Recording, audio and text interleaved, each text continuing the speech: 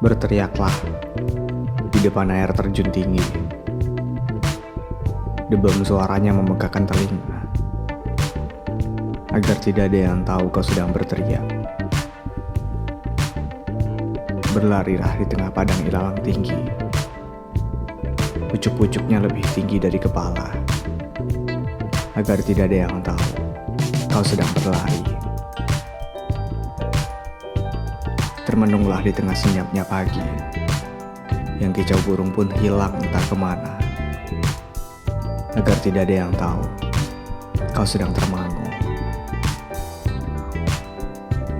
Dan menangislah saat hujan, ketika air membasuh wajah, agar tidak ada yang tahu kau sedang menangis, kawan. Perasaan adalah perasaan, tidak kita bagikan, dia tetap perasaan. Tidak kita sampaikan, ceritakan, dia tetap perasaan.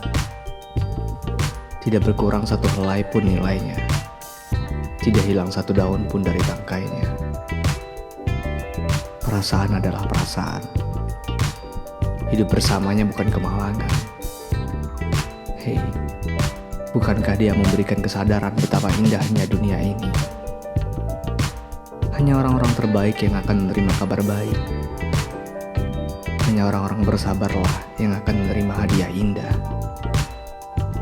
Maka nasihat lama itu benar sekali. Menangislah saat hujan, ketika air membasuh wajah, agar tidak ada yang tahu kau sedang menangis, kawan. Ditulis oleh Terelie.